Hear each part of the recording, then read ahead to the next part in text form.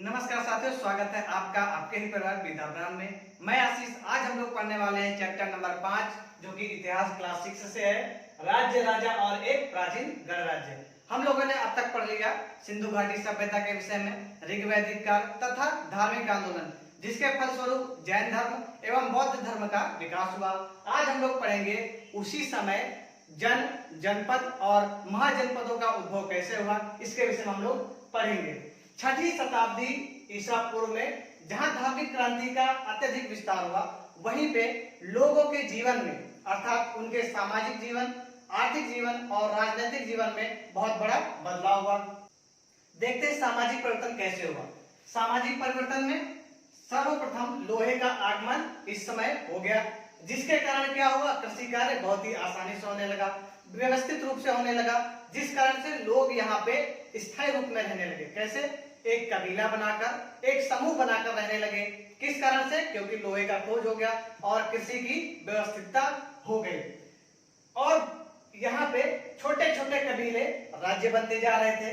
बुद्ध के समय पहुंचते पहुंचते जन का अत्यधिक विस्तार हो गया था, वह जनपदों का रूप ले चुके थे। अगर आपसे पूछा जाए आप किस तहसील में रहते हैं, आपकी तहसील की उत्पत्ति या फिर बताया जाए या पूछा जाए कि आपकी तहसील किन किन गांवों से मिलकर बनी, अगर आपसे यह भी पूछा जाए कि आपका राज्य कौन सा है और राज्य में कितने जिले हैं, अगर आपसे पूछा जाए आप किस देश में रहते हैं, तो आप क्या बताएंगे कि हमारे देश में 28 राज्य हैं और 8 केंद्र शासित राज्य हैं। अगर आपसे उत्तर देश में रहते हैं, अगर आपसे पूछा जाए कितने जिला हैं, तो 75 बताएंगे। उसी प्रकार 6वीं शताब्दी में छोटे छोटे कबीले, जन समूह क्या कहलाते थे?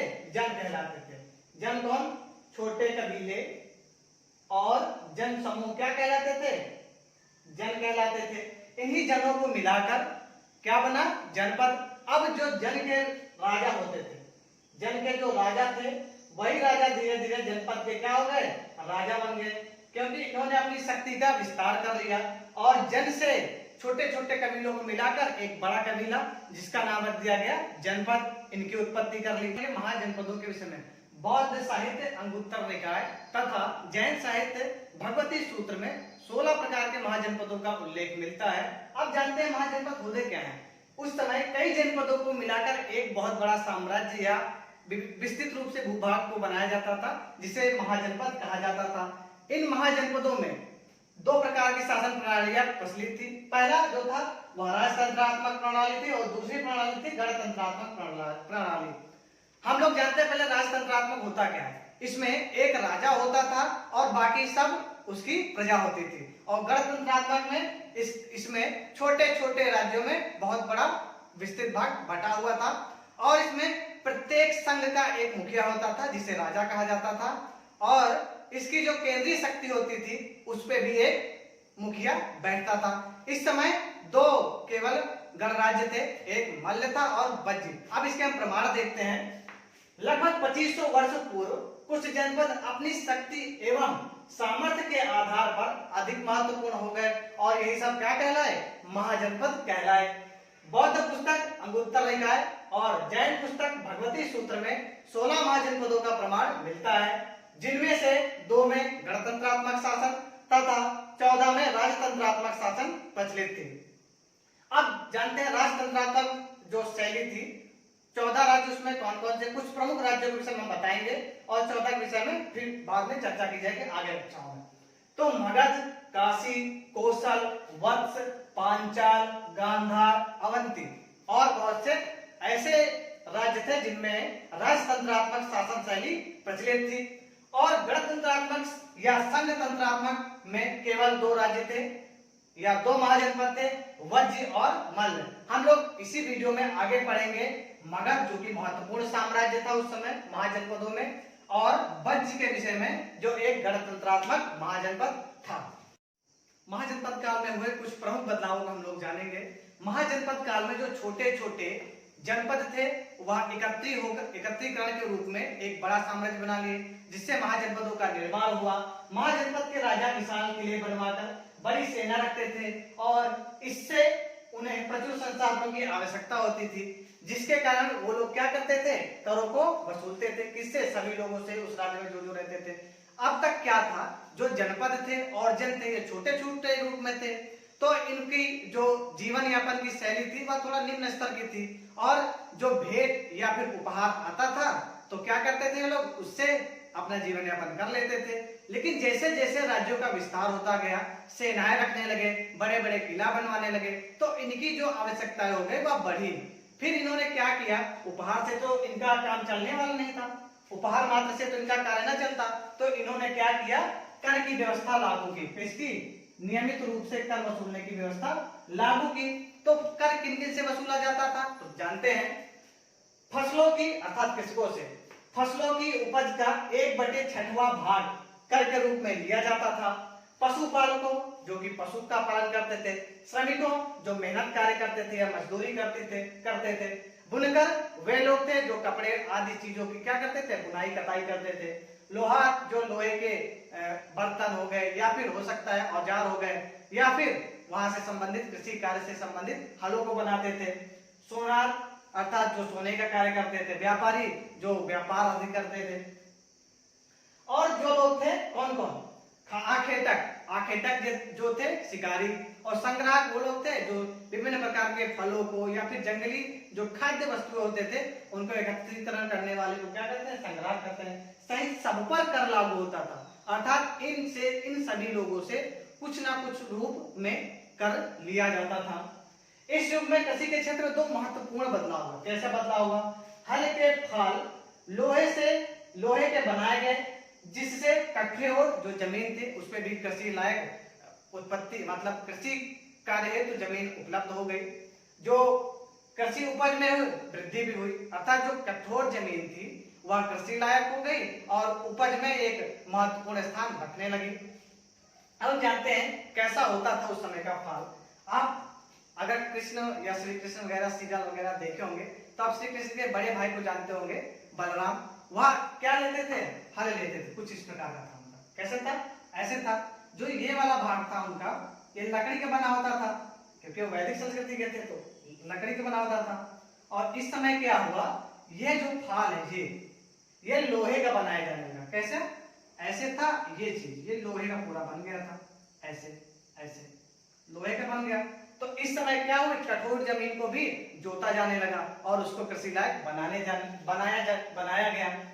धान के बीजों की जगह पौधे तैयार करके रोपण किया जाए। अब तक क्या होता था, ऐसे ही धान के बीजों को खेतों में बो दिया जाता था, तैयार होते थे, उसको काट कर खाते थे। लेकिन अब क्या हुआ, धान के बीजों को पौधे के रूप में पहले तैयार किया जाता, फिर उसकी रोपाई की जाती।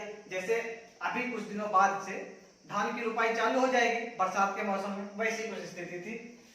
एक महत्वपूर्ण बदलाव और देखने को मिला। इस समय क्या हुआ, शहरों का विकास होने लगा। इसे द्वितीय नगरीकरण भी कहा गया। क्यों, क्योंकि प्रथम बार जब नगरीकरण हुआ था तो वो सिंधु घाटी सभ्यता में हुआ था, और तब से लगभग अब तक अर्थात 1400 वर्ष बाद जो यह 6वीं शताब्दी का काल आया, इसमें नगरों का विस्तार होने लगा, निर्माण होने लगा।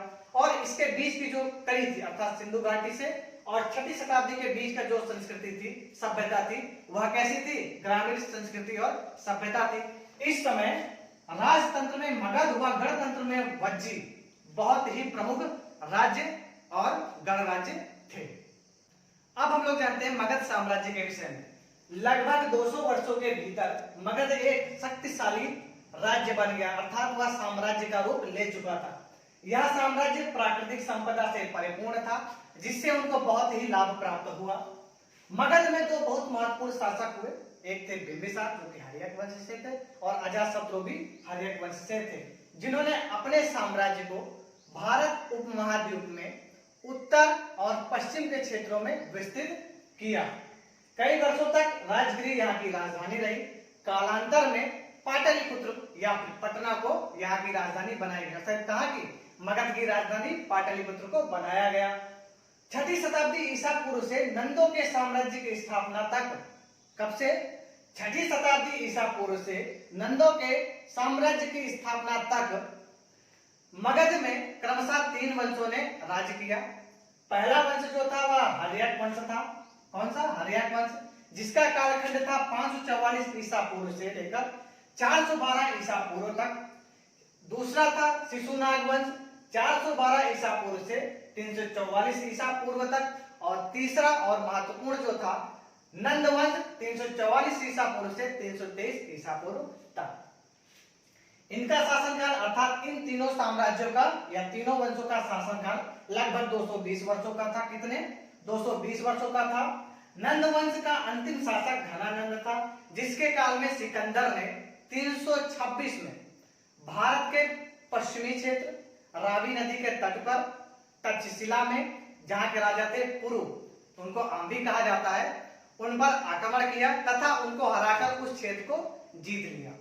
तो सिकंदर की सेना अपनी इस लालसा को लिए हुए वहीं से पीछे लौट गए। क्यों? इसका कारण क्या था जानते हैं। अर्थात मगध की सेना इतनी विशाल थी कि सिकंदर की सेना की हिम्मत ही नहीं हुई कि उनसे युद्ध किया जाए, और सिकंदर की सेना ने सिकंदर को धोखा देकर अपने राज्य की ओर वापस लौट गई। सिकंदर के विषय हम लोग जानते हैं। सिकंदर यूरोप के मैसेडोनिया राज्य का एक राजा था, जिसने विश्व विजेता का एक स्वप्न देखा, और उस स्वप्न को पूरा करने के लिए उसने पूरे यूरोप को लगभग जीत लिया था। और उस यूरोप को जीतने के बाद उसने विशाल भारत के विषय में विभिन्न प्रकार की बातों को सुना कि भारत बहुत ही धन धान्य से पूर्ण है। वह भारत को जीतने की लालसा लेकर भारत की ओर बढ़ा, परंतु वह रावी के नदी तट तक ही आ पाया। फिर उसकी सेना ने विशाल सेना को, जैसे मैंने कहा, देखा मगध की, और फिर वह वापस चली गई, और वापस जाते हुए बेबीलोन में सिकंदर की मृत्यु हो जाती है। इस प्रकार हम लोग मगध के विषय में जान चुके। अब हम लोग जानेंगे महाजनपद काल के वज्जी, जो कि एक गणतंत्रात्मक शासन शैली में राज्य था, उसके विषय में। अब हम लोग जानेंगे उस समय के गण राज्य के विषय में, अर्थात वज्जी के विषय में। गण राज्य क्या होता था? उसमें विभिन्न जो राज्य होता था वह विभिन्न भागों में बटा होता था, जिसके विभिन्न प्रकार के मुखिया होते थे, उनको भी राजा कहा जाता था। कभी कभी एक लोग शासन करते थे, कभी कभी बहुत सारे लोग मिलकर शासन करते थे। इसको क्या कहा जाता था? गण राज्य।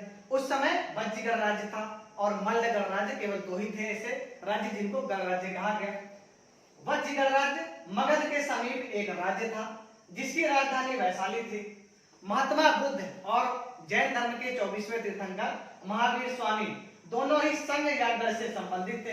बौद्ध साहित्य में संघ के जीवन का एक सजीव चित्रण या विवरण मिलता है। हम लोगों ने बहुत बार देखा भी है उनके ग्रंथों में कि कैसे संघ का जीवन उनका था। दीघ निकाय अर्थात एक ग्रंथ का नाम है दीघ निकाय, एक प्रसिद्ध बौद्ध ग्रंथ है जिसमें बुद्ध के कई व्याख्यान मिलते हैं। इन्हें लगभग 2300 वर्ष पूर्व लिखा गया। किनको? दीघ निकाय को 2300 वर्ष पूर्व लिखा गया था। कई साम्राज्य ने इन संघों को हड़पने की कोशिश तो की। कितने? कई साम्राज्यों ने इनको हड़पने की कोशिश तो की, लेकिन सभी लोग क्या हुए? विफल हो गए। अब से लगभग 1500 साल तक, मतलब अब से लेके 1500 साल पूर्व तक ये गणराज्य इसी रूप में थे, अर्थात ये गणराज्य के रूप में ही थे। बाद में गुप्त शासकों ने इनको जीतकर राज्यों में परिवर्तित कर लिया। अब तक हम लोगों ने जनपद, महाजनपदों में 16 महाजनपदों के विषय में तो नहीं, मगध और वज्जी गणराज्य के विषय में हम लोगों ने इस चैप्टर में पढ़ा। आज का चैप्टर यही समाप्त होता है। अगर आपको यह वीडियो अच्छा लगे तो लाइक करें, शेयर करें, और कमेंट के माध्यम से अपना सुझाव हम तक जरूर पहुंचाएं। इससे संबंधित नोट्स आपको हमारे टेलीग्राम चैनल पे मिल जाएंगे, जिसका लिंक डिस्क्रिप्शन में है, और प्लेलिस्ट इतिहास भूगोल का, उसका भी लिंक डिस्क्रिप्शन में है। धन्यवाद।